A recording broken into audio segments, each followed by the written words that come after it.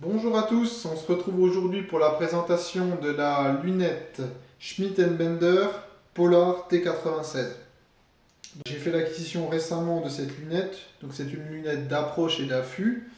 J'ai fait le choix de prendre un grossissement de 4,16 par 56. Donc pour avoir un grossissement maximum, c'est le grossissement maximum qui est proposé sur cette Polar. Vous pouvez avoir du 2,5-10 par 50 et du 3,12 par 54. Donc ça vous permet d'être polyvalent en termes de choix de grossissement en fonction de vos types de chasse. Moi je fais principalement de l'approche et de l'affût, beaucoup d'affût, donc du coup je peux me permettre d'avoir une lunette qui est un peu plus lourde, un peu plus volumineuse, donc là elle est installée sur la blazer. J'ai fait le choix sur cette lunette de prendre le réticule au deuxième plan focal, donc ça permet d'avoir un réticule pour ceux qui ne savent pas qui reste très fin, même quand on zoome fortement. Donc pour l'affût et l'approche, je pense que c'est ce qu'il y a de mieux. Pour la battue, c'est différent. Le premier plan focal suffit amplement. Mais pour l'affût, je trouve que c'est quelque chose de très important. On ne couvre pas l'animal avec le point rouge, même à forte distance. Donc si on veut rentrer un petit peu dans la technique pour savoir un petit peu les caractéristiques de cette lunette est équipée d'un tube de 34 mm, donc ce qui permet de faire rentrer un maximum de lumière. Il faut savoir que la Schmidt Polar est considérée comme la lunette la plus lumineuse au monde. Elle rentre 96% de luminosité. Donc pour ceux qui cherchent à faire du tir d'affût au crépuscule, voire de nuit comme moi je fais, c'est vraiment un outil top du top. Les clics sont très très francs, hein, c'est du très très bon matos, ça reste du Schmidt. Ce qui est intelligent, ce qui est très intelligent, c'est que vous avez des paliers entre chaque clic pour pouvoir retrouver votre réglage sans avoir besoin de revenir au chiffre initial. Donc ça c'est quand même très, très pratique et très efficace comme système. Donc cette molette, c'est le réglage de la parallaxe. C'est que pour les tirs de longue distance et pour les tireurs principalement de montagne. Donc voilà, tout à l'heure je vous parlais des réticules. Vous avez le choix si vous êtes au premier plan ou au deuxième plan focal. Vous avez le D4 ou le D7 ou le L4 et le L7. Ce que je ne vous ai pas encore dit, là il y a 11 niveaux d'intensité. Donc ce qui permet d'avoir une marge hein, vraiment en fonction de votre luminosité extérieure. Et il faut savoir que les premiers paliers sont très très fins. Donc on peut tirer un animal très très précisément avec des tirs d'ultra haute précision grâce à ces fameux paliers, ce point rouge qui est très très fin, qui ne barre pas, qui est très propre. Les clics sont très nets, hein. C'est vraiment impressionnant. Je ne vais pas rentrer trop dans les détails techniques, ça peut aller très très loin si vous cherchez un petit peu, si vous avez besoin d'infos, n'hésitez pas, ou si vous voulez rentrer dans la technique, avoir vraiment des détails sur le système Posicon ou autre, on peut rentrer dedans, là c'est pas l'objectif, c'est vraiment de faire une présentation générale. Il faut savoir que pour moi cette lunette elle est quasi exempte de reproches, elle est très très propre, les clics sont nets, la qualité optique est plus qu'au rendez-vous, c'est très lumineux, la lentille est très propre, il n'y a pas de flou sur les bords. Il faut savoir que Schmidt se relance sur le marché de la chasse, ils mettent les bouchées doubles avec la sortie de ces lunettes là. Notamment cette Polar, hein, parce qu'on va dire que c'est dans ces grossissements-là qu'on commence à voir la capacité des fabricants à faire de très bons outils ou des outils de moyenne gamme. Là, on est sur un outil très haut de gamme, tout tombe bien, la qualité de fabrication est vraiment irréprochable. C'est vraiment nickel, hein, c'est clean. C'est garanti 30 ans, ce que font plus ces concurrents premium, hein. Et en termes de gamme de prix, on est placé dans une gamme de prix intermédiaire. Il faut savoir que ces lunettes-là, sur les petits grossissements, les 2,5-10, on va tourner entre 2000 et 2200 euros pour les premiers prix. On va aller jusqu'à 2700-2800 euros pour ces grossissements-là, c'est-à-dire les 4,16. On est quand même sur des lunettes très travaillées. On sait que les concurrents dépassent allègrement les 3000 euros. Donc on est vraiment sur un outil de qualité qui fait beaucoup de mal à la concurrence de par toutes ses qualités, que ce soit esthétique, technique, luminosité. Il faut savoir que, ne faut pas l'oublier, 96% de jour, et ça rentre entre 93 et 94% la nuit, en période crépusculaire. Donc on est sur une lunette très très haut de gamme. Le seul fabricant qui arrive à suivre Schmidt là-dedans, c'est la Zeiss Victory HT avec ses lentilles Scott qui rentre à peu près 95%, donc hein, qui est légèrement en dessous de celle-ci, mais qui équivaut. Seul bémol, c'est qu'on est sur une garantie 10 ans et on est sur des prix plus élevés. Donc voilà. Mais pour moi, un meilleur rapport qualité-prix, c'est ça. C'est pour ça que je me suis orienté là-dessus. On a tous des avis différents là-dessus parce qu'on aime tous plus ou moins telle et telle marque. Moi, je me fie surtout à quel outil qu'ils nous ont fait, à quel tarif ils nous l'ont mis et quel est le meilleur rapport qualité-prix. Là, on doit être dans top 2, hein, vraiment dans le top 2. On sait que Swaro a fait des bons produits aussi, mais on est inférieur, on est dans des 93% de luminosité. On sait que les IK, on est dans des 91%. C'est des très bonnes optiques aussi. Le seul petit défaut, à la limite, si on veut lui en chercher un, parce qu'il faut quand même un petit peu chercher, le champ. Plus on prend des grossissements forts, plus on a des champs qui se réduisent. Après, pour des tirs d'affût, le champ n'a aucun intérêt, parce qu'on zoome quand même très fort. On essaie d'aller chercher une partie vitale de l'animal. Donc moi j'arrive à zoomer des fois sur les épaules quand je veux mettre des balles à l'arrière de l'épaule ou quand je veux vraiment mettre des balles de tête, ce qu'il faut vraiment se méfier, hein, c'est pas donné à tout le monde. Il y a des risques qu'on peut faire balle de mâchoire ou autre. Donc il faut des outils très performants, il faut être sûr de soi, il faut être sûr de ses réglages, avoir les outils qui vont bien, c'est-à-dire la carabine qui suit. Voilà, moi j'ai Blazer pour la cannerie, hein. Il y a plein d'autres marques qui permettent de tirer droit, comme on dit, hein. Tika, Sauer et autres. Si Sauer c'est aussi du Blazer, hein, c'est sous-traité chez Blazer. Mais voilà, ces outils-là me permettent, avec cette lunette, de faire des tirs ultra précis et dans des conditions un peu extrêmes. Voilà, on a beaucoup parlé un petit peu du côté technique de cette lunette, des avantages qu'elle a au niveau luminosité et autres. Mais maintenant, on peut aussi parler un petit peu de l'esthétique de cette lunette. Comme vous pouvez le voir, c'est une lunette qui est très très fuselée. Elle est très très jolie, très fuselée. Elle s'accorde très bien avec l'arme. Ça, Schmitt ont toujours su faire. Ça a toujours été des très belles lunettes, mais celle-là, elle est d'autant plus jolie. Et il faut savoir que, d'ailleurs, je crois qu'elle avait remporté le prix Red Dot. C'est le prix qui récompense le design des lunettes sur le marché mondial, hein. L'esthétique, à la limite, on peut trouver ça secondaire, mais ce qui est intéressant, c'est que voilà, on a une belle arme, on a une belle lunette, ça s'accorde bien avec, c'est pas volumineux, c'est bien pensé, c'est bien équilibré, niveau poids et autres. Et vous pouvez l'intégrer aussi bien sur vos carabines, sur vos express ou vos Kiplof. Donc là, ça vous laisse quand même voilà, de quoi utiliser la lunette, éventuellement sur plusieurs armes, hein, sur plusieurs types d'armes en tout cas, hein. D'accord? Maintenant, je vais vous faire un gros plan sur cette Schmitt Bender Polar. Donc là, vous pouvez visualiser tous les éléments techniques et esthétiques de cette lunette en 4,16 par 56. Ça, c'est le choix que j'ai fait. Là, vous avez les différents éléments techniques, notamment le choix du réticule deuxième plan focal, le grossissement 4,16 par 56, le réglage de la dioptrie, plus 4, moins 2.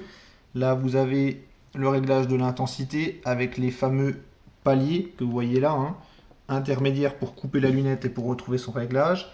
Là, vous avez le système de réglage de la parallaxe. Au-dessus, vous avez le système breveté Posicon, qui est un système spécifique Schmitt Bender avec le fameux cadran.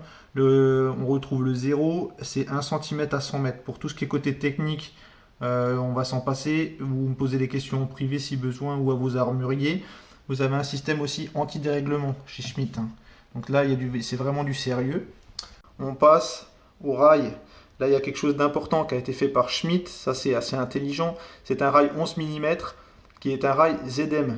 Donc, il est utilisable pour tout ce qui est lunettes Schmitt, Meopta, Leica, Nikon. Ça veut dire que si vous avez ce genre de lunettes, vous pouvez basculer avec votre montage sur cette Schmitt. Donc ça, c'est intelligent parce qu'avant, chez Schmitt, ils étaient uniquement sur convexe.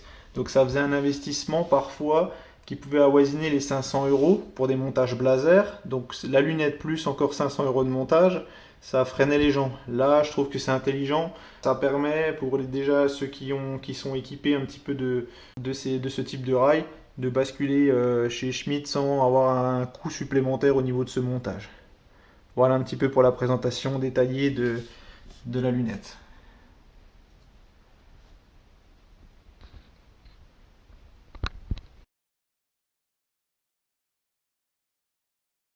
Donc maintenant, on va parler un petit peu du réglage, le réglage de cette lunette. Là, j'ai fait une cible, là, donc là c'est ma cible avec le réglage pour vous montrer un peu la précision qu'on arrive à obtenir.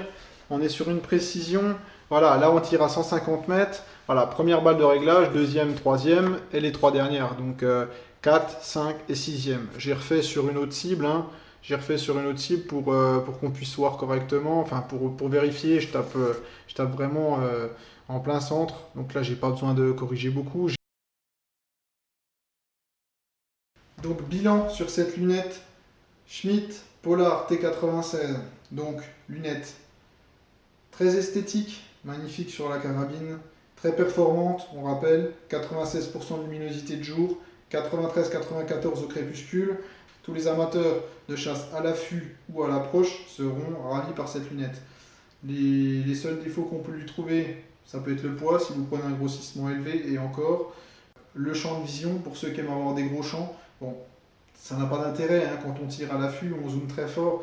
Donc le champ de vision, c'est plutôt marketing, hein, ça fait partie de toute la gamme marketing. J'ai du mal à comprendre cette course au champ de vision. Les bagues sont très souples, les clics sont très nets.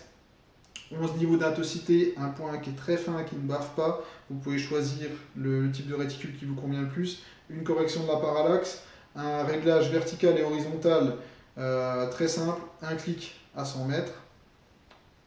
Une qualité optique irréprochable, d'accord, il n'y a pas de flou au niveau des contours, etc.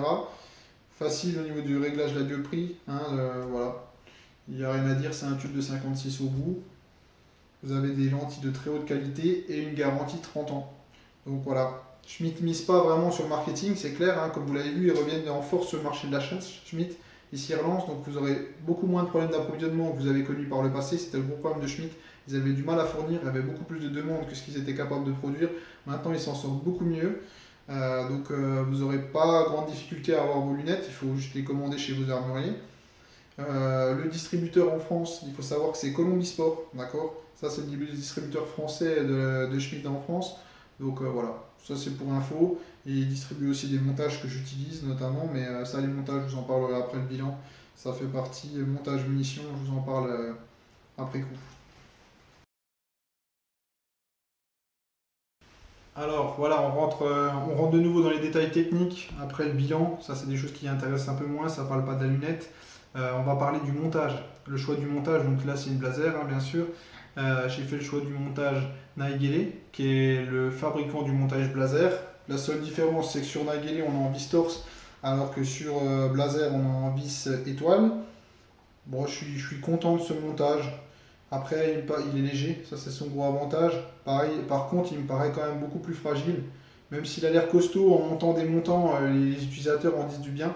Moi, je le trouve un peu plus fragile, je le trouve un peu léger. En montant des montants, voilà, c'est un produit qui me paraît bien, mais sans plus. J'utilise aussi les montages Contesa, qui sont des montages italiens à garantie à vie, qui sont un peu plus costauds. Le système de fixation est pris sur toute la longueur. C'est un système qui me plaît beaucoup. Et il est distribué d'ailleurs, je crois aussi par Columbia Sport, pareil que la marque Schmitt. Le distributeur, c'est toujours eux. Je leur en avais acheté un. Franchement, c'est un peu plus lourd par contre, mais c'est très costaud, ça ne bouge pas non plus. Et ça me paraît, voilà, le fait qu'il soit garanti à vie, je suis pas étonné parce que le matos paraît vraiment d'une qualité supérieure.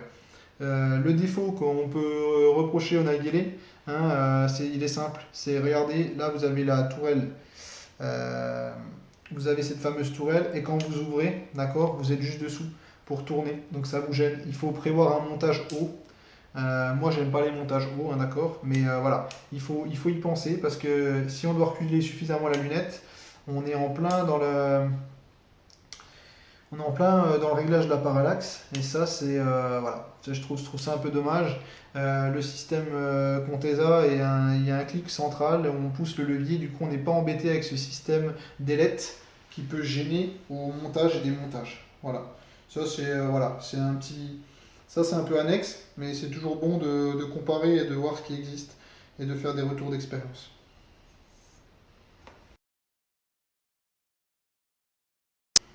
Autre chose dont on n'a pas parlé, qui est annexe à l'essai de la lunette, c'est les munitions que j'utilise. Donc là, je vous ai parlé du montage Naegele et du montage Contesa. Là, je vais vous parler de la munition. Là, la munition que j'ai utilisée pour faire le réglage, que je vous ai montré tout à l'heure, c'est l'Ornadi American Whitehall. Donc, une munition vieille comme le monde. Pour moi, un super rapport qualité-prix. Elle est très précise, notamment dans ma Blaser. Vous avez vu les cibles, j'arrive vraiment à faire des réglages très précis avec. Elle tue net les animaux. C'est une munition que j'aime beaucoup et sur laquelle je vais avoir du mal à passer à autre chose. J'en ai testé énormément. Dans toutes les marques d'ailleurs de chez Ornadi, j'ai fait un peu tout le monde. Et le meilleur rapport qualité-prix pour l'instant, ça va être celle-ci. On a la ELDX de chez eux, la Pression Hunter, qui est aussi très très bien pour ceux qui font du tir de montagne. Voilà. Le choix de. Il faut savoir que sur cette munition, c'est une ogive interlock, hein. Ogive, c'est un faux terme, hein, parce que normalement, c'est une balle interlock, hein. L'ogive, c'est toujours une appellation qui n'est pas juste. Donc, c'est une balle interlock qui travaille sur balle plomb, hein, qui travaille très bien et qui laisse en général les animaux sur place, en tout cas dans le calibre que j'utilise. Moi, j'utilise personnellement un calibre Magnum, mais lié au tir à distance. Mais voilà, libre à chacun d'utiliser le calibre qui lui correspond le mieux en fonction du type de chasse et du type d'animaux qu'il tire au quotidien.